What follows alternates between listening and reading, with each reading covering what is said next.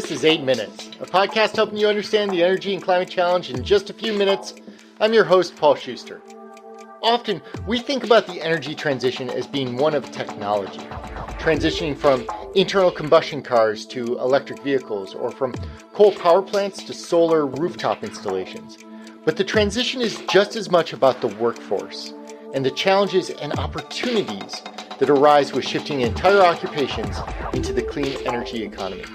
Today, I'll touch on what the green workforce of tomorrow is likely to look like and discuss some of the challenges facing companies and policymakers in ensuring that that change is a just transition. 8 minutes. It's how long it takes the sun's rays to hit Earth, or about how long I was able to help my daughter on her math homework last night. Oh, it's not like I got the right answers in 8 minutes. It's just embarrassing it took me that long to remember I was really bad at pre-calc. Let's get it on.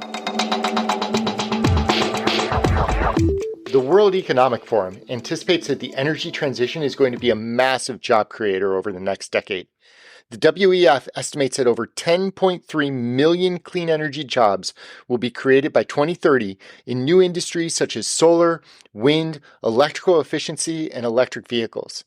And even though the same institution estimates that around 2.5 million fossil fuel industry jobs will be eliminated, the expectation is that for every one of those jobs lost, about 4 green economy jobs are created. We're already seeing this in the U.S. In 2022, the Bureau of Labor Statistics indicates that 21,000 new jobs were created in the solar and wind industries, and an additional 38,000 new jobs were created in the electric vehicle segment. There's a huge demand for skilled labor to support the energy transition, but, well, as the WEF alluded to, it also means that some jobs are going to be eliminated. Can it be as simple as just shifting those jobs over?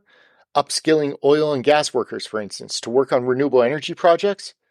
Well, there's definitely an argument to be made that shifting certain jobs can work. For instance, transitioning a transmission tech to work instead on the battery packs for an electric vehicle. Or a rig operator used to drilling wells in Texas can now find their skills useful for geothermal applications. On an even broader scale, certain companies have shifted their entire strategy to fully focus on green energy technologies. Take the old Danish oil and natural gas company Dong Energy, which pivoted in 2017 to double down on the offshore wind market. They're now known as Ørsted and now exceed $25 billion in market cap. Or Equinor, formerly Statoil, which has similarly gone hard after the offshore wind sector. Pipeline companies are investing in translating their capabilities into either other areas of linear infrastructure such as electrical transmission, or are doubling down on pipelines for hydrogen or carbon capture. Auto companies are set to invest on the order of $100 billion into the next generation of manufacturing capabilities for EVs. So companies are making the shift. The challenge is to see if they can bring their workforce with them. Because not every old energy job has a direct correlation to tomorrow's workforce.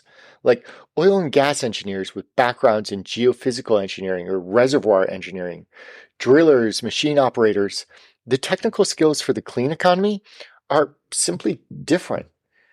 These new skills are likely to be more digital in nature, data-driven management, analytics and modeling, strategic planning, skills to support advanced energy management platforms that are built on a foundation of digital technology.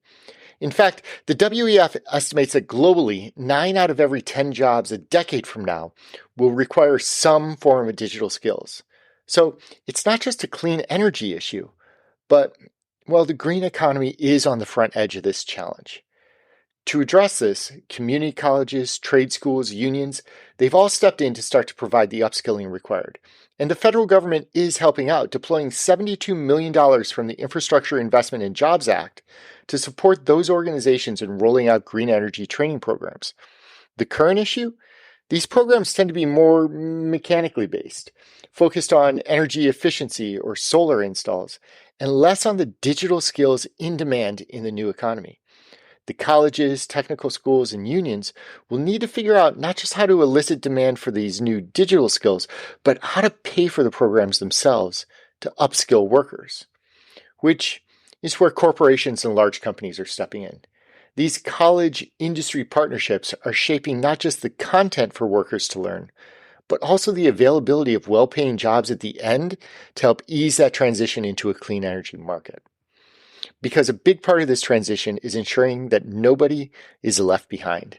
This just transition needs to occur not only for the individual workers, but for the regional areas in which they live. Oftentimes, these regional economies have depended upon certain industries that, well, may be disappearing.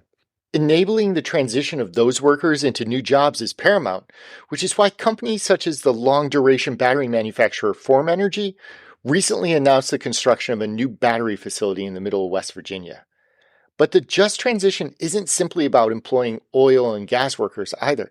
It's about connecting with at-risk communities and those most susceptible to climate-related emergencies, enabling those communities to have a hand in the development of the solutions while giving them a leg up via the new clean economy. For companies in this space, the lack of highly qualified talent is still an issue. Even with all the efforts of the various participants, the growth of the industry has outpaced the ability to hire new workers. But there are still some things that companies can do to give themselves a path forward to meet their needs. First, lay the foundation of opportunity and value. This is a change, and change is tough. But the other side of this transition is one where the individual is more fungible, more flexible, more valuable, while enabling the organization the ability to scale, grow, and adapt. Outline and demonstrate a culture where learning is an integral part of the job. Second, develop the upskilling campaigns from a human-led perspective. Deliberately focus on buy-in and address the challenges at the individual level, understanding that by doing so, you will inevitably address them at the corporate level as well. Partner with those outside organizations that can scale up quickly and deliver the digital training required in the new environment. Work with your community college and trade schools to articulate the need for those digital skills, and be prepared to bring those institutions along on this journey as they're figuring it out as well. And lastly, instill an ethos of continual learning throughout the organization. The technology is changing quickly. The business models and value propositions are evolving almost daily. There's a ton of change in the air. And those organizations that realize that this change isn't the last, those are the companies that are positioning themselves for successfully creating a just transition. I'm Paul Schuster, and this has been your 8 Minutes.